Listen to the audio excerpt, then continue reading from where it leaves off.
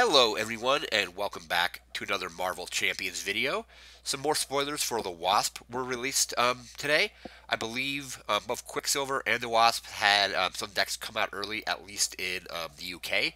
I don't know if those are still available. I know some, Amazon was selling them, I think, early, because I don't think they're supposed to be on sale until next year sometime. Because Fantasy Flight had pushed back a lot of the releases. But so there's been some new cards for the Wasp, and some people have gotten their decks early. This is from a Reddit post. I'll have a link in the description to where you can check the post out. So these are going to be some of the newer cards that haven't been revealed yet for the Wasp. I mean, some of them maybe have been shown before, but we're going to take a look at see what we have. So first up here, we have AntMan. This is the allied version of AntMan. If you have the AntMan deck, you'll notice that you have allied version of the Wasp as well. So 4 resources. He has 2 thwart, 2 attack with 1 incidental damage each, 3 health, and he generates a random or wild resource when you discard him. He's an Avenger, and while you are in Giant Hero form, AntMan gains the Giant trait and gets +1 attack, and while you're in Tiny Hero form, he gets the Tiny trait and gets +1 thwart. So the first thing I don't like about this card is just the resource cost of it being 4. I think 4 is fairly expensive, unless you have a way to reduce the cost. And then, so he's going to be out for 3 turns, essentially, if he doesn't defend anything. So he's going to be doing, depending on what form you're in, either a +1 to his attack or a +1 to his thwart. The only reason he would only be doing his base 2 would be if you were in Alter Ego form for some reason, like recovering or something like that. So I do think the resource cost on him is a little high. I played a game with AntMan just last night where I was able to get out Hank Pym, and I paid for and had him out for quite a while. He did quite a lot of work for me. So I was getting +1 attack each turn because I was able to give him the energy talons or whatever those cards are. So whenever you attack or thwart, you get +1. You do 1 damage. But the thing with Hank Pym that I think that's better in this version is the Hank Pym it costs 0 and you can overpay any number, basically any number of resources. So I think I ended up paying I think there's a max of either 3 or 4 on him. So I was able to get him out and have him do quite a bit of work. The thing with AntMan, I think, unless you have a way to reduce his resource cost to play him, he's going to be kind of unless you have nothing in your hand in your first turn, let's say you draw AntMan and a bunch of other stuff that you can't use, you can maybe get him out. So I'm not big on this version of AntMan. We're going to move into our next card here. So next up we have Rapid Growth. It's a 1-cost event, generates a energy resource when you discard it. It's a giant and a superpower card. Hero Interrupt. When you use one of your basic powers, thwart, attack, or defense, change to your giant form and get +2 to that power for this use. So I think it looks like you're going to have to be in tiny form to use this. I actually really like this card. So 1 cost, pretty low. You're going to get +2 to whatever you're doing. And then you're also going to be able to change form, so if you have anything that triggers off of changing forms, that will work as well.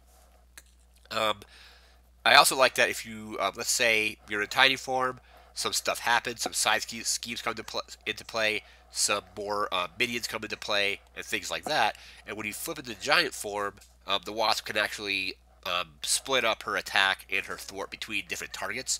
So when she attacks, she can hit multiple enemies. If she thwarts, she can hit multiple schemes. So if you're attacking, let's say there's a minion and the villain, you can basically, let's say the minion has, let's say she's doing maybe a total of 4 damage potentially. You can just say I'm going to do 2 damage to the villain and 2 damage to this minion. Or you can, if you're scheme or thwarting, you can say I'm going to remove 2 threat from this plot and get rid of it, and 2 threat from this scheme and get rid of that. So I think Rapid Growth is actually pretty good. 1 cost is pretty nice as well, and then I do like that you could basically also change forms and trigger other stuff when changing forms. So that is Rapid Growth. We're going to move into the next card here. Next up we have Wasp Sting. Cost 2 resources. It's an event. Generates a mental resource when you discard it. It's an attack. So as a hero action, if you are in giant hero form, deal a total of 4 damage divided among enemies as you choose.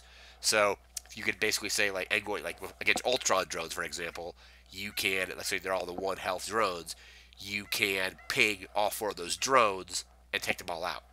Or if you're in tiny form, deal 5 damage to an enemy. So either form, you're going to be getting either 4 damage that you can split across multiple targets, or one attack that does 5 to a single target. So Wasp Sting, pretty good. Let's move into our next card here.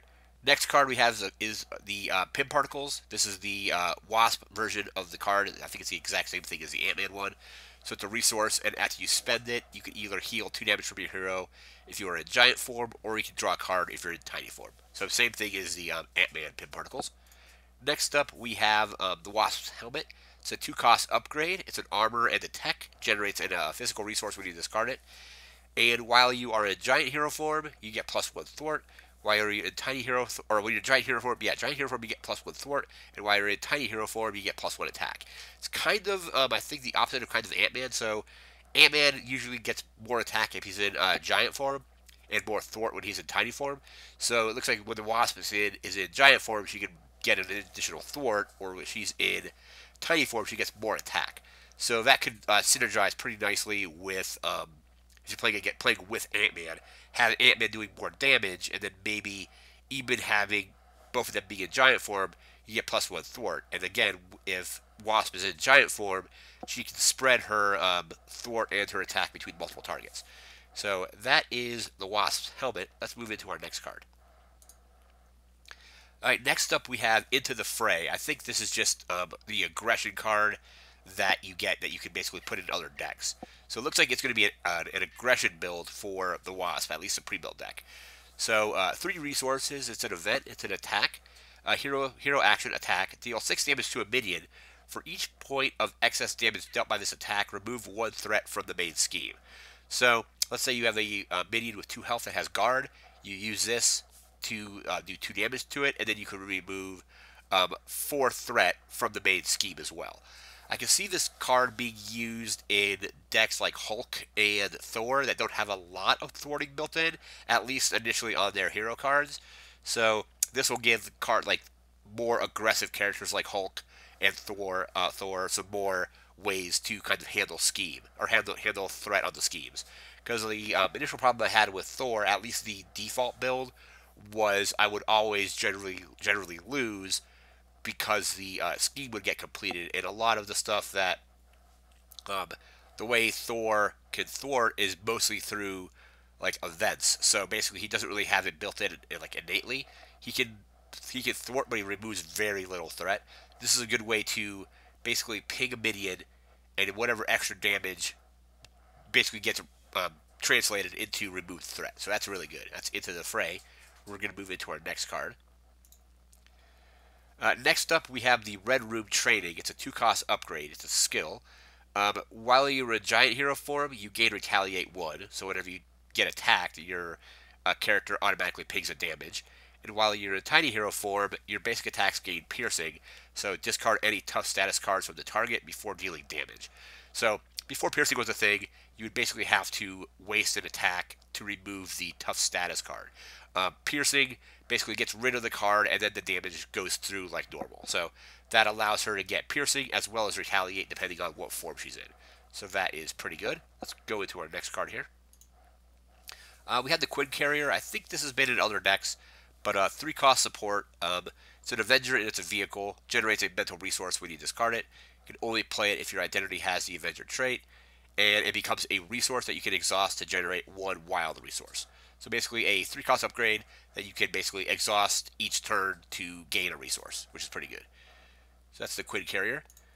Next up, this is the Wasp Decklist. So this is the what you're going to get with her deck. So you get 1 AntMan, 2 Giant Help, 3 Pinpoint Strike, 2 Rapid Growth, 2 Wasp Sting, 2 Pin Particles, Red Room Training, Biosynthetic Wings, 1 Wasp's Helmet, and then her aggression cards are, you have Thor, Wasp, which I think is the Janet Van Dyne version. The one we're getting in the Wasp you're playing as in this deck is the Nadia Van Dyne version. So that Wasp, the ally Wasp, is Janet Van Dyne, I believe. You get 3 Into the Fray, 3 Surprise Attack, 2 Power of Aggression, 3 Boot Camp, 3 Lie in Wait, and then your basic cards you get Ironheart, Spider-Man, Swarm Tactics, Energy, Genius, Strength, the Power in all of us, and the Quiver Carrier. Then the obligation is Red Dreams. The Nemesis set you get Mother's Orders, Beetle Armor Mark IV, and Beetle Mania, and you get 2 of those. Alright, and this is the I believe you're going to be getting 3 of these. These are for the other decks you can build around. So you get, I believe you're going to be getting 3 running interference. It's a 2-cost event. It's a thwart, generates a physical resource when you discard it, and play only if your identity has the Avenger trait. As your hero action, thwart, remove 2 threat from the main scheme, and then remove X additional threat from the main scheme to a max of 3, where X is equal to the villain stage number. So you do this as stage 1, it removes 1 additional threat. Stage 2, it's going to remove 2 threat. Stage 3, it'll remove 3 threat. So if you're doing it at stage 3, it can remove a total of 5 threat. So I can see this being good in, I think, like maybe the, like I said earlier, Thor doesn't particularly thwart very well, and I believe he has the Avenger trait. It's been a while since I played his deck, but you basically have the Avenger trait. You can then use this to remove 2 threat plus either 1, 2, or 3 additional threat, which is pretty good. So into our next card here, we have All for One, 2-cost event. It's the leadership card. You're going to get, I believe you're going to get 3 of these. Again, 2-cost event. It's an attack. Hero action, attack, deal 3 damage to an enemy, and then exhaust any number of Avenger characters you control. Deal one additional damage to that enemy for each, basically each Avenger that you exhausted. So if you have 2 Avengers, you basically do 3 damage, exhaust 2 Avengers, and do 2 more, doing a total of 5. So that can be a pretty good way to do a little bit of extra damage, depending on if you're just running a lot of different Avengers. That could be potentially good in the Doctor Strange deck that people have been playing, where it just has a ton of allies. If you're running a bunch of Avenger allies, you can then just do a ton of additional damage, because it's worded so you deal 3, and then it says you can exhaust any number of Avenger characters. So basically, if you have like the board is completely filled with Avengers that are allies, you basically just exhaust a bunch of them and deal a ton of damage that way. So that is All for One. And next up, we have the protection card. You should be getting 3 of this. It's Perseverance, 1-cost event, generates a mental resource when you discard it, and it's a tactic. So hero response: after you change form, give your hero a tough status card. So basically, pay 1, you change form. In response to that, you get a tough status card, meaning that the next attack against you doesn't go through unless the attack has piercing or something like that. So that is Perseverance. Into our next card here, we have Athletic Conditioning. This is just a basic gray card. It could go in any different deck. Doesn't matter what aspect you're using. 1-cost event. It's a hero action. Generates a mental resource when you discard it. But hero action, discard 1 stun or confused status card from your hero. So it gets rid of a stun, which means that like your attack basically does nothing, or gets rid of a confuse, which basically means your thwart does nothing. So good way to kind of mitigate those. Into our last card here, we have Ironheart, 2-cost ally. It's a champion, generates a mental resource when you discard it. 2 health, 1 attack, 1 thwart with 1 incidental damage each. And after you play Ironheart from your hand, draw a card. So comes out, gets 2 very basic attacks. So like only like 1 attack, 1 thwart. Can do it up to 2 times, depending if you defend or not. And then you get to draw a card. And that is it for the new cards for Wasp. Hopefully we get these decks soon. I know they got delayed initially, but they should be coming out next year sometime. And I think with the Wasp deck getting released, it'll definitely help the AntMan deck a little bit. If you're playing 2-player, you can have synergy between both Wasp and AntMan. But again, that's going to do it for this video. Remember to like, comment, share, and subscribe. We see you next time with more when more Marvel Champions spoilers come out. Again, that's going to do it for now. Thanks again for watching, and take care.